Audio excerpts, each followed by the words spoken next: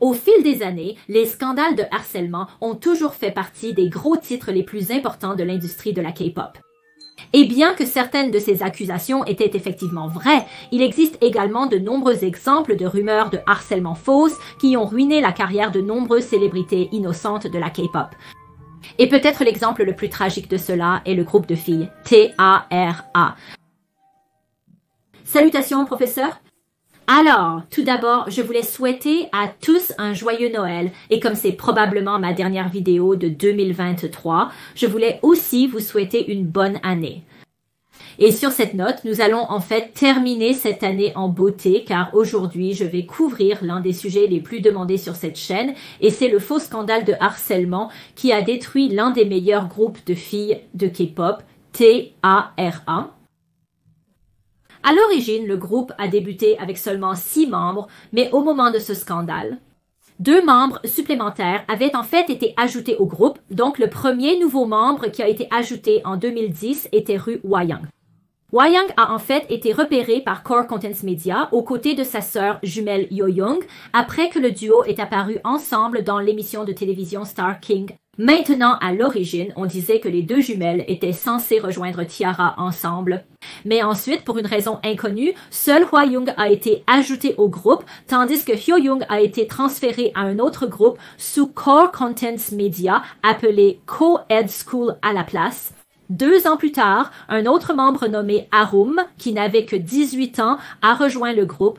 À l'époque, a été ajouté à T.A.R.A., faisant de T.A.R.A. un ensemble de 8 membres, et cela nous amène jusqu'en 2012, qui est l'année où se déroule l'événement de l'histoire d'aujourd'hui. Donc, à ce stade, T.A.R.A. était l'un des groupes les plus réussis de l'industrie de la K-pop, avec de nombreux succès viraux comme Bo Peep. Bo Peep, Roly Poly et Lovely Dovey. Et ils venaient également de faire leur retour très attendu avec la chanson Day by Day. Comme prévu, Day by Day était absolument en tête des charts et avec le groupe sur le point d'entamer leur 2e tournée japonaise, on avait l'impression que cette année allait être une autre année incroyable pour T.A.R.A. C'était jusqu'à ce qu'un tweet fidèle change tout pour ce groupe. Tout a commencé à mi-chemin de la tournée japonaise lorsque le 25 juillet, l'un des membres, Hyo-min, a posté un tweet cryptique qui disait « Les différences de niveau de détermination faisons tous preuve de plus de détermination. » Fighting. Ceci a ensuite été suivi par des tweets de quelques autres membres qui semblaient tous mentionner ce mystérieux problème de différence de niveau de détermination. Au début, il n'était pas très clair de qui ou de quoi il parlait, mais finalement, Hwa-young est venue avec un tweet qui confirmait qu'elle était la personne dont tout le monde parlait. Elle a écrit parfois, même la détermination seule ne suffit pas. Dans des moments comme ceux-ci, je suis contrariée, mais je pense que c'est une bénédiction déguisée. Du ciel, et pour rendre les choses encore plus préoccupantes, Hyo-young, qui si vous vous souvenez est la sœur jumelle de Hwa-young, a tweeté disant « Ma moitié souffre. Mon cœur souffre. Quoi qu'on en dise, Hwa-young, tu peux surmonter cette épreuve. » Et puis Hwa-young a répondu « Je n'ai que toi. » De toute évidence, des alarmes ont commencé à sonner dans l'esprit de tout le monde. Je veux dire, pourquoi diable les membres s'en prenaient-ils à Hwa-young de manière passive-agressive comme ça? Cela n'avait tout simplement pas vraiment de sens et immédiatement, des rumeurs de harcèlement ont commencé à se propager en ligne. Personnellement, je pense que beaucoup de gens étaient enclins à croire les rumeurs parce que Hwa-young était l'une des membres les plus récentes, donc elle n'était probablement pas aussi proche que les membres originaux l'étaient entre eux.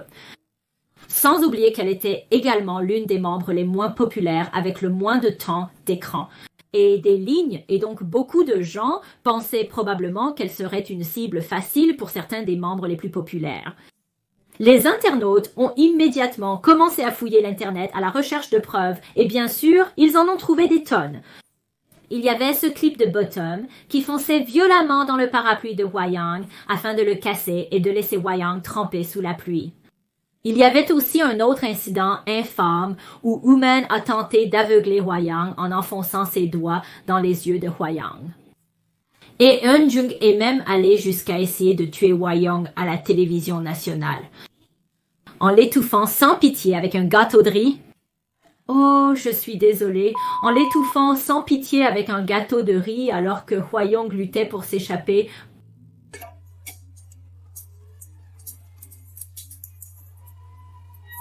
De l'exclusion des blagues à l'agression violente, ces photos et vidéos déchirantes ont rapidement circulé sur Internet, provoquant l'indignation de nombreux fans et suscitant des inquiétudes que le nouvel membre Adam pourrait également être victime d'intimidation par les membres. Lorsque le groupe est rentré de leur tournée japonaise le 27 juillet, le scandale avait déjà fait la une des journaux en Corée et des centaines de journalistes et de fans se sont précipités à l'aéroport dans l'espoir d'apercevoir ce groupe de filles scandaleux.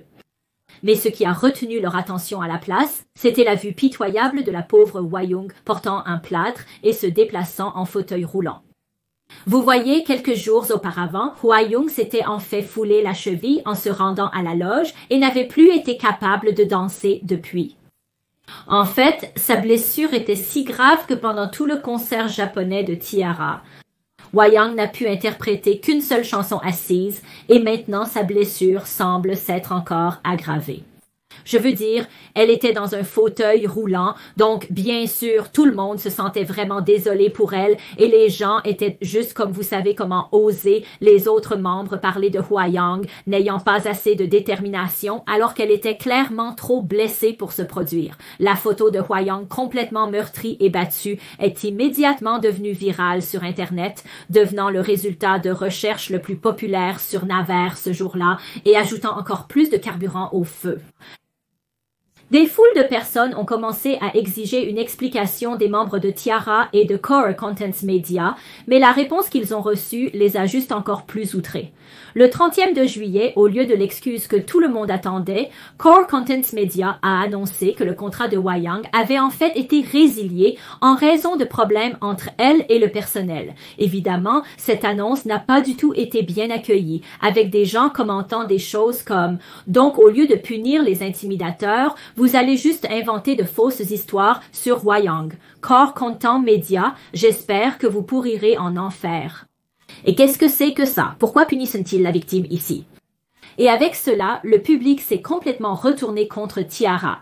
Après tout, être contre T-ara signifiait que vous étiez également contre l'intimidation et donc beaucoup de gens ont commencé à brûler les CD de T-ara et à détruire les produits dérivés de T-ara. Et il a été dit que d'ici le 30e de juillet. Donc, moins d'une semaine après le début du scandale, plus de 6000 personnes avaient déjà quitté le fan club officiel de T-ara.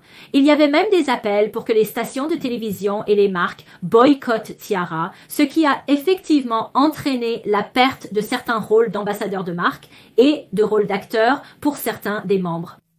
Le plus fou, c'est que ce retour de bâton n'a pas duré seulement quelques semaines. En fait, cela a duré des années.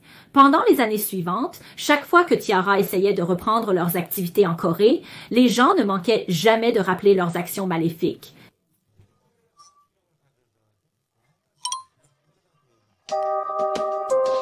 Tout d'abord, le recrutement de nouveaux membres a été fait de manière collective. Les soupçons qu'il n'était pas un monstre ont commencé à être soulevés dans un post Twitter le 25 juillet de l'année dernière.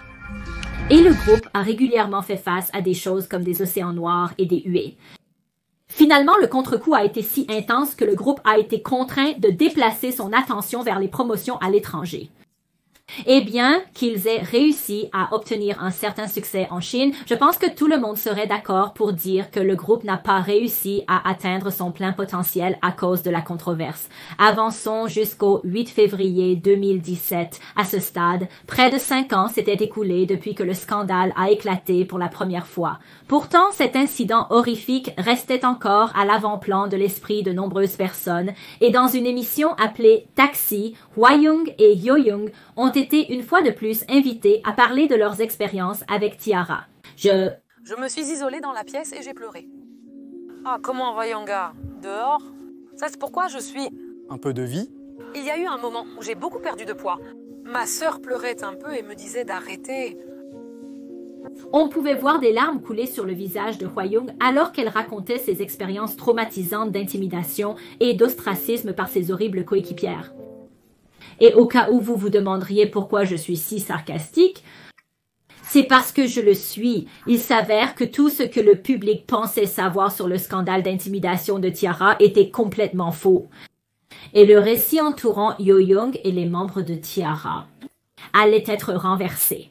Vous voyez, juste un jour après la diffusion de l'épisode de Taxi, un membre du personnel de Core Contents Media a fait une révélation choquante, déclarant qu'il l'avait fait parce que, je cite, « Honnêtement, je ne peux pas regarder Hyo-young et Hwa-young se faire passer pour des victimes, et maintenant, 5 ans plus tard, les voir agir comme si elles prenaient le haut du pavé, je ne peux vraiment pas juste regarder. » Alors, que voulait-il dire exactement? Eh bien, si vous vous souvenez, Hwa-young a été vu avec une grave blessure à la jambe qui l'aurait empêché de se produire. Cependant, le membre du personnel a révélé que la blessure de Hwa-young n'était pas vraiment si grave et qu'elle l'avait apparemment exagérée devant les caméras pour essayer de gagner la sympathie du public.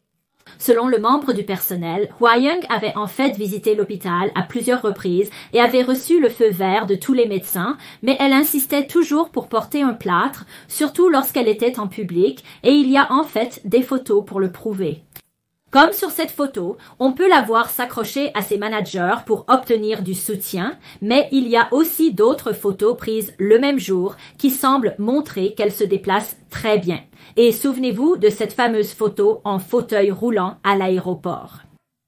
Eh bien, apparemment, Hwa-young était capable de se déplacer juste avant cela, mais ce n'est qu'en voyant le nombre de reporters à l'aéroport qu'elle a soudainement exigé que les managers lui apportent un fauteuil roulant.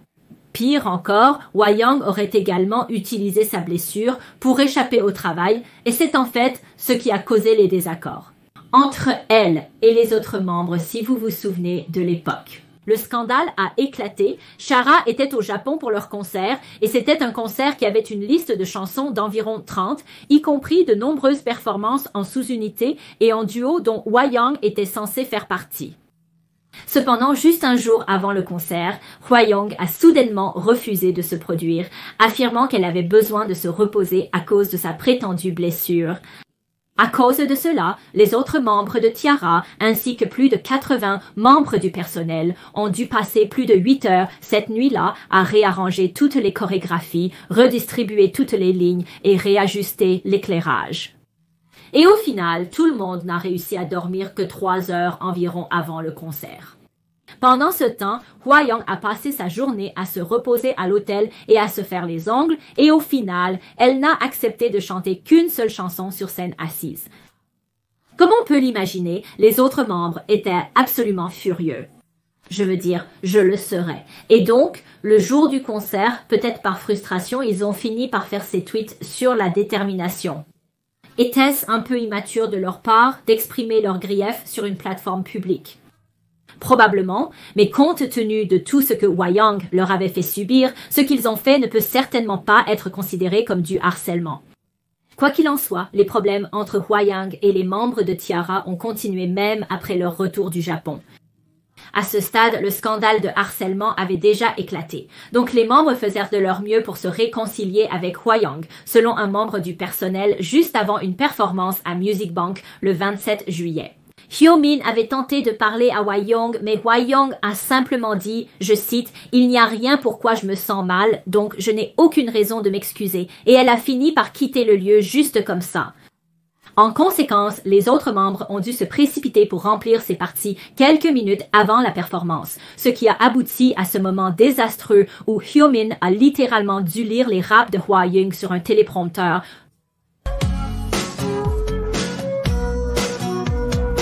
Mais comme si tout cela n'était pas assez mauvais, Hwa-young et Hyo-young ont ensuite décidé de décharger leur colère sur le membre le plus récent et le plus jeune du groupe Adam. Et oui, les véritables victimes étaient en fait Hwa-young et Hyo-young qui intimidaient les nouveaux membres. Dans une série de textes divulgués par un membre du personnel, on peut voir Hyo-yeon menacer Aaron de violence, disant des choses horribles comme « On va te donner une raclée à Music Bank » et je cite « Je vais griffer ton visage pour que tu ne puisses pas passer à la télé ». Ces messages textes choquants ont été confirmés comme étant vrais par le manager de T-ara. Et suite à cela, d'autres membres du personnel ont également commencé à raconter des histoires similaires, affirmant que Hwa-young les critiquait et les insultait. Et il a été dit que quelques stylistes ont même quitté leur emploi parce qu'ils ne voulaient plus avoir affaire à Hwa-young. Elle aurait appelé un ami qui était dans le salon de beauté pour lui faire une coupe de cheveux. Maman, ça... À ce point. Shampoo, comme ça, Personne. quand je suis triste, Par exemple, ce n'est pas n'importe qui, mais spécifiquement Shampoo qui se maquille et se coiffe. Dans le style de quelque chose comme ça. au début, Hwa-young et Hyo-young ont tenté de nier les accusations, mais à mesure que de plus en plus de preuves apparaissaient, les sœurs ont finalement admis une partie de l'histoire.